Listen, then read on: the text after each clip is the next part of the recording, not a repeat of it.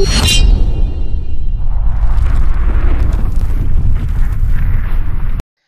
Sobat Kaldion, bertemu lagi dengan saya Saiful dan rekan saya Ridwan Arif. Kembali lagi dalam segmen Bola Bincang-bincang Olahraga.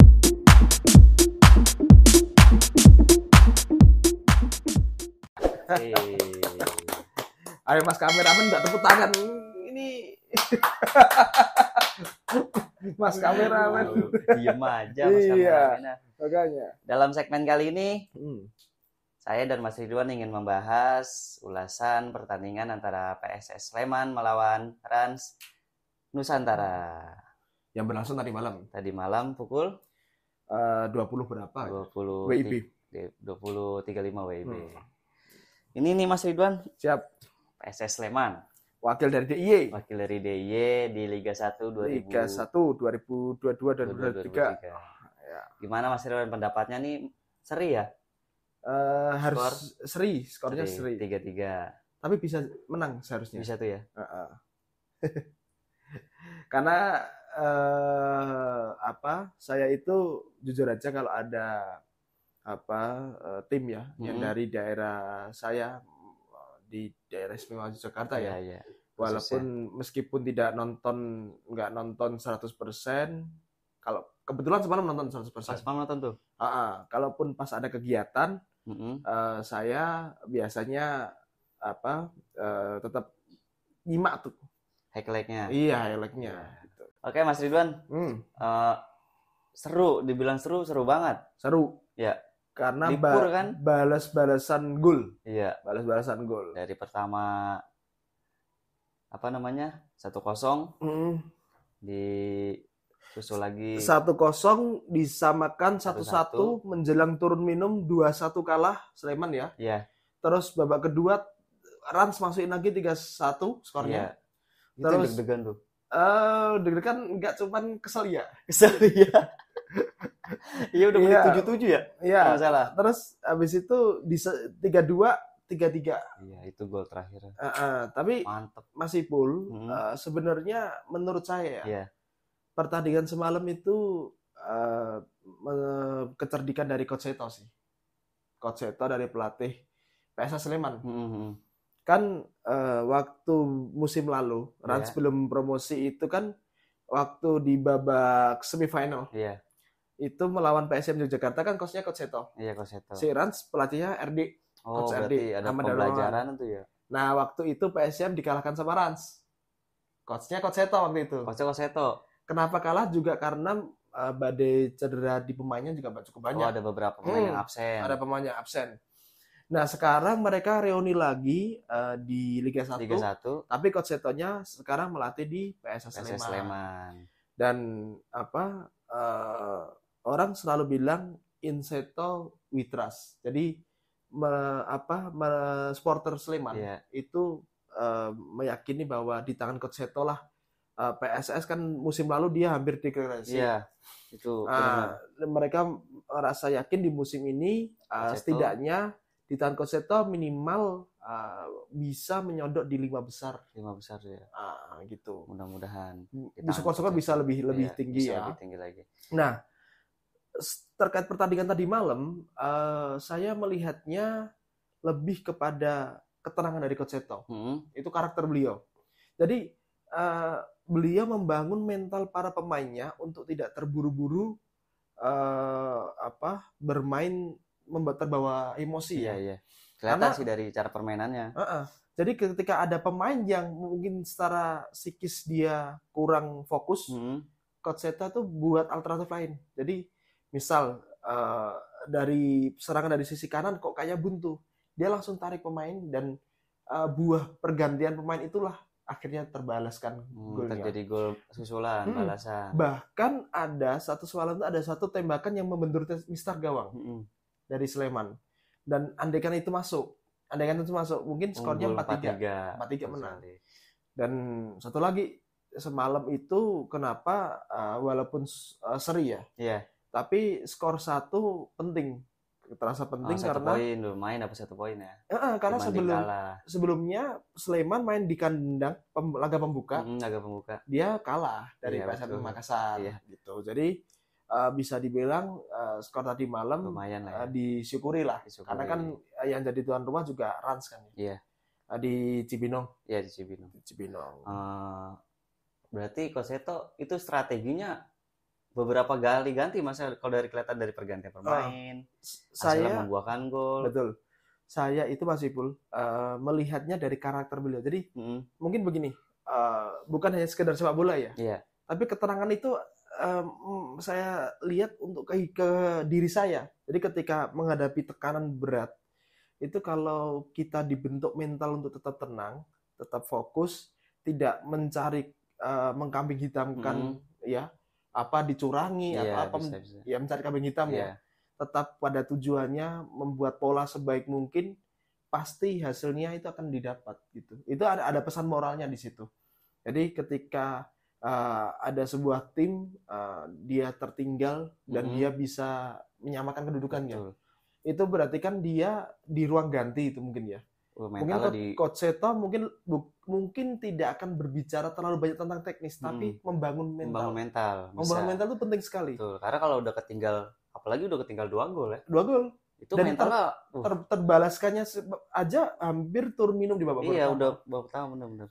Itu menurut saya kalau bukan pelatih yang cerdas, dia tidak akan bisa memompa semangat timnya sedemikian rupa gitu. Iya, kayak ada beberapa tim yang sebelumnya juga kan yang udah tertinggal. Kalau mental nggak kuat, ya antara kalah atau malah tambah bermain bola. Itu bukannya sekedar menendang dan menggolkan ini buat adik-adik yang pengen jadi atlet profesional, tapi juga tentang bagaimana memasukkan dalam mindset pikiran kita untuk berpikir cerdas. Jadi ketika melihat ada sebuah peluang, kan ada nih rasa keegoisan bahwa saya harus mencatatkan nama golnya. Setiap pemain mungkin ada itu. Mungkin ada. Tapi kalau saya lihat sih dari Coach Seto ya, dari pola yang gol terakhir juga saya lihat Boas masuk, habis Boas masuk, Boas sebenarnya bisa langsung syuting juga semalam, tapi dia umpan dan pemain lain yang masukkan sisi kanan tuh, dari sisi kanan. Nusuk. Ya, bahkan saya sih berharap ya, ini bukan karena Coach Seto juga asli dari DIY ya. Tapi saya berharap suatu saat Coach Seto bisa masuk ke dalam jajaran pelatih timnas. Kita doakan bersama. Karena buat strateginya tuh coach lokal ya Mas ya. Pelatih itu bisa lokal dipertimbangkan. Terutama untuk pemain muda ya. Timnas kita yang usia dini itu menurut saya bisa dipertimbangkan gitu. Apalagi kan dia kan lisensinya juga udah AFC. Iya, udah. Jadi secara lisensi juga menurut saya sudah mumpuni. Dan itu tadi saya belajar semalam pas lihat itu bukan sekedar menyamakan golnya yang saya lihat, tetapi saya melihat usaha ada. Dan juga keterangan beliau di pinggir lapangan, tidak terbawa emosi. Kan ada. Tapi instruksi tetap ya. Instruksinya tetap, tapi tentang ketenangan. Membangun ketenangan itu penting. Ya. Jadi dalam kehidupan kita juga sama. Kalau bisa menghadapi sesuatu yang berat, sesuatu yang sulit. Tapi kalau kita terus fokus dan mencari peluang-peluang yang lain saat semuanya terasa buntu itu, menurut saya tujuan utama tetap akan tercapai meskipun. Jadi ada rintangan, ini ada sedikit quote ini ya. Iya. Sedikit quote. Ini quotes dari Mas Ridwan nih. Kaldian Sport kan tujuannya untuk memotivasi adik-adik juga kan. Quote saya hari ini adalah jika sesuatu itu ditakdirkan menjadi milikmu, meskipun perjalanan dan waktunya sedikit berbeda, pada akhirnya akan tetap menjadi milikmu. Itu bisa diterapkan di segala aspek kehidupan. Semua. Jadi kita punya tujuan ingin menjadi atlet profesional. Mungkin perjalanannya tidak mudah. Mungkin kalau orang yang punya link langsung ke klub profesional atau lain sebagainya. Tapi bisa juga dengan terus berlatih dan juga mengasah skill, perjalanan dan waktunya tidak sama tuh. Yang satu udah langsung masuk ke klub, yang ini masih berlatih terus. Betul, masih berlatih, tapi selama dia ini fokus dan tetap terus tadi tenang itu, saya yakin pasti tujuan utama dia, mimpi dia pasti akan tercapai. Termasuk mimpi saya dan Mas Saiful dalam membangun channel Kalian Sport ini. Channel kami masih baru, channel kami kurang lebih dibangun di bulan April ya. Dan sekarang memang sudah menunjukkan progres meskipun belum maksimal ya. Betul, Mas. Belum seperti channel yang lain, tetapi kami dalam perjalanan ini juga mengalami banyak rintangan, banyak cobaan, baik segi teknis maupun non teknis. Tapi saya bilang sama Sipul bahwa tujuan utama kita adalah bukan hanya mencari keuntungan, tapi memberikan edukasi, motivasi. Makanya saya juga termasuk kemarin saya melawan Mas Ipul badminton, sebenarnya bukan hanya sekedar kita main itu enggak, tetapi di situ ada pesan-pesan bahwa kita kalau mau jadi atlet profesional kita harus menjaga diri kita ya, mengurangi gadget, mengurangi makan makanan yang kurang sehat, junk food kayak gitu. Jangan malas olahraga, jangan cuma latihan, itu penting sekali gitu. Dan kembali lagi, terlepas semalam Rans itu ditahan imbang oleh PSS Sleman, tetapi saya melihatnya Mas Raffi Ahmad punya harapan lah dengan di bawah Coach RD. Iya. Gitu. Ada harapan juga. Ada harapan. Saya klasmen tadi malam si PSS Sleman 12 sebentar ini hasil 2 laga. Rans di peringkat 8. Di atas sedikit. Iya, karena dia sebelumnya seri juga kan. Iya, sebelum seri. Jadi dia 2 poin, si Sleman poin pertama semalam. Gitu. Ini closing dulu. Ya. Karena kita habis ini akan menyajikan video yang lain juga.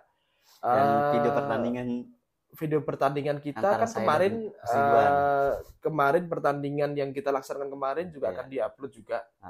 Jadi tunggu, kita punya banyak stok video. Siap. Tapi penguploadannya nanti akan kita sesuaikan satu-satu. Gitu.